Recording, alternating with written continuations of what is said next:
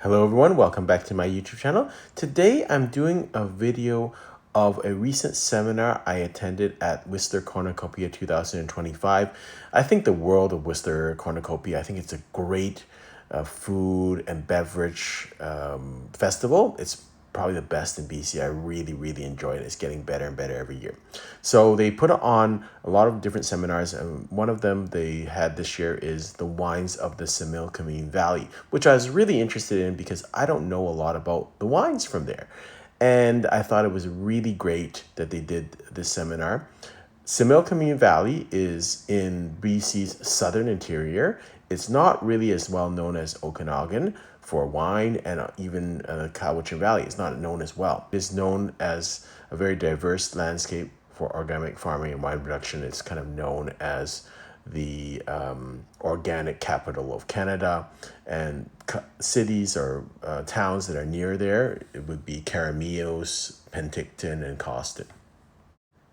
It was a great seminar. We went through 7 different wines and a cider. It was led by Jason Yamasaki of the Joey Group, and he's a wonderful speaker, very clear, kind of starts from the basics, and really very educational in my perspective. Very good speaker, very amicable, friendly, personable, so it worked really well.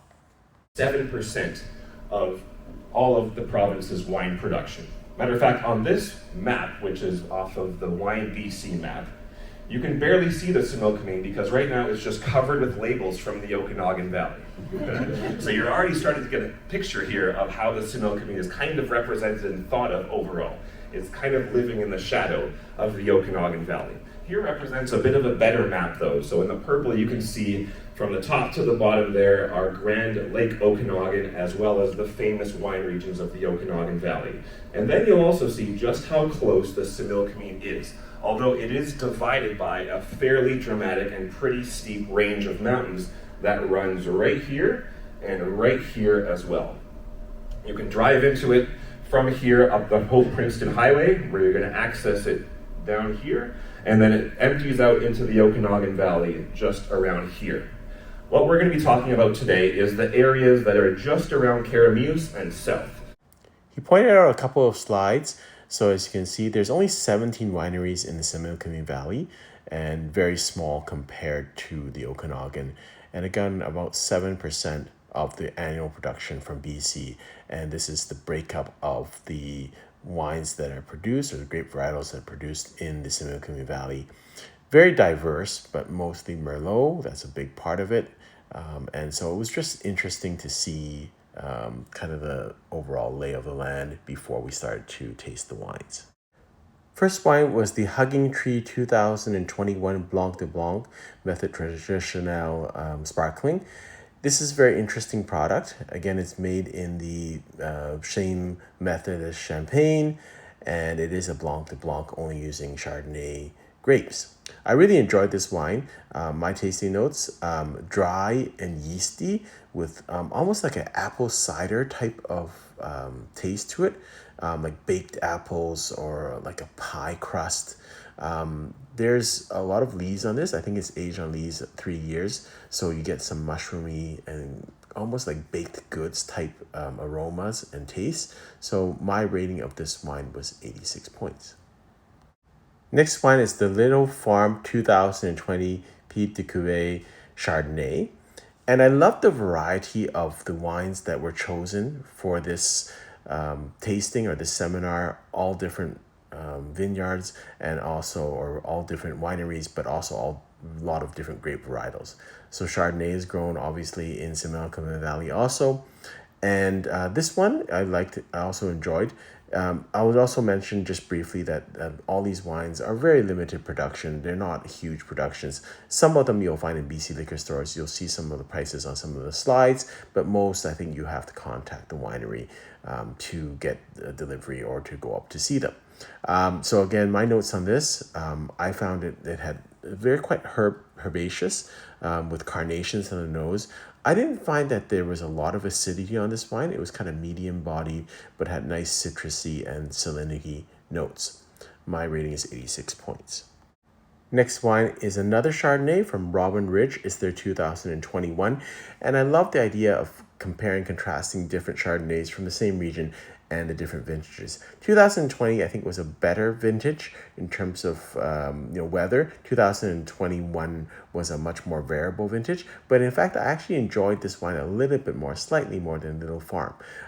My notes on this were herbs and almonds, still low acidity in my opinion, but I liked it slightly better from Little Farm. I thought it was it had a little bit more fruit that I actually like, but both of them, I think from my perspective, are lower in acidity than I would normally see. It's not oaky at all. It's more savory in terms of their kind of profile, but also has some it has some citrusy notes that are characteristic of Chardonnay normally. And I think the key with all these wines is there is a uniqueness or distinctiveness to this. And so you might be looking at these ratings and say, trophy, these are not good wines because you're rating them 86, 87 points. No, that's not the case. Most drinkable wines or most drinking now wines are in the 86 to 90 point range.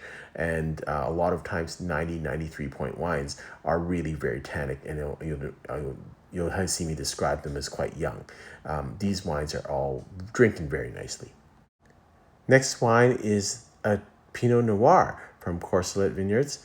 And in my opinion, the Pinot Noir that I tasted, this is from the 2022 vintage, which is an excellent vintage.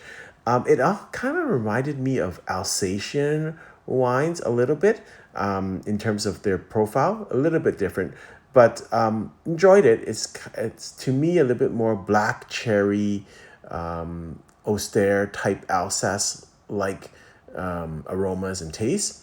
I would say the difference between these wines and Alsace wines is that they have a little bit more fruit, and black cherry is very predominant in the taste of this. It's got medium tannins.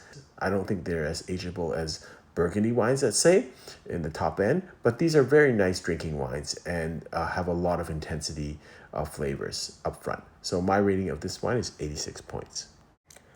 Next wine is from Orofino Winery. It's their 2020 Reserve Syrah. And I believe Jason said that some of the vineyards in Similkameen were affected by the deep freeze of 2024, and I believe that they may not be producing Syrah in the future because some of the vines were, or most of the vines were frozen and damaged. So I guess these are kind of very important wines to have because I don't think they will be grown as much in the future. Going back to Alsatian red wines, kind of like that genre. I know that Syrah is not grown in Alsace, but I do get a lot of pronounced black cherry and plums and a slight smokiness, which the rating of this wine is 86 points. Next wine is the Clos du Soleil 2021 Signature, which is their flagship wine and a Bordeaux blend.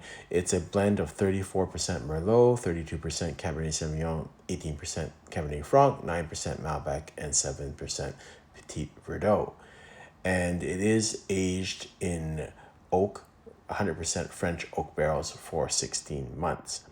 So I think this is an example of the future, the progress that is being made in the Similkameen Valley. I think the wines are really, really nice.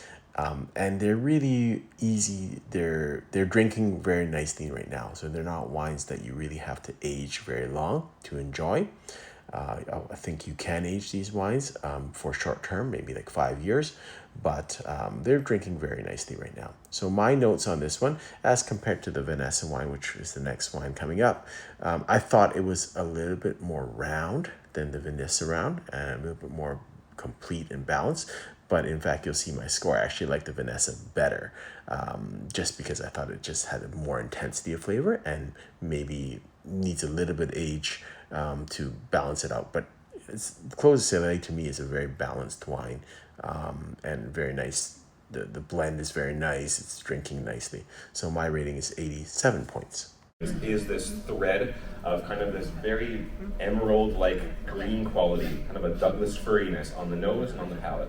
It's kind of like a Christmas tree branch that has been stirred around into this wine just a little bit. I find that Cabernet Franc gives that level of charm. The last wine was my favorite of the tasting. It's the Vanessa Vineyards 2020, the Monarch, which is their Bordeaux blend. It's a blend of 38% Cabernet Franc, 35% Cabernet Sauvignon, 27% Merlot. And I really enjoyed Vanessa. I've had Vanessa Vineyards wines before previously and was impressed with them. So to me, I think in my mind, this is one of the top wineries in the Similkameen Valley and the closest to, I think, that is going to be like a standout for this region. It is aged in French and oak barrels for 44 months, and there's very little bit of this produced. There's only 7 barrels produced, and it's exclusive for their wine club members. So I think it's a very good wine. My notes on this, it is on the leaner style if I look at Bordeaux wines, and again, really a lot of black currant, and you get this greenness that Jason was describing in the previous video, with some kind of pine nuts and Douglas fir and kind of those type of notes on the aromas and also on the aftertaste. But generally, I really enjoyed the wine, and my rating of this wine was 88 points. At our extreme of 21, just a really nice classic vintage. This is probably their top wine. It's a wine club exclusive, but wanted to bring this here for you today just to show a nice side-by-side with another, what we call a Bordeaux style blend, which is going to be some combination of Cabernet Sauvignon, Cabernet Franc, and Merlot. And side-by-side, these are going to be 2 different, so I'm really excited to show you the difference here. But for this Vanessa, we have 40% Cabernet Sauvignon, 40% Cabernet Franc, and 20% Merlot. And the last beverage was not a wine, but a cider, which I actually really enjoyed. It's the Twisted Hills semi-dry cider, and it's $18. If I can find this, I'd buy this because it was quite nice. It was, Jason was talking about how it was made from a specific type of apple, which is kind of the best apple that you can find out there. And I really enjoyed it. I thought the acidity was very nice. It wasn't too tart, and it was that semi-dry style, which I quite liked. And so it's got some sweetness, but it's not really, really sweet like apple juice. And so I really enjoyed it. And I think it's a really nice product. All in all, I had a great time at the tasting and seminar. I thought I learned a lot. I thought Jason was a wonderful speaker, and he gave us a great general idea of what's produced in Similkameen Valley. I think the tasting went really well, and the wines showed very well. And I came out of here thinking that I want to know more about Similkameen wines and drink more Similkameen wines. So I think that is a success in terms of the how the seminar went. Hope you've enjoyed this video. Until next time, happy drinking.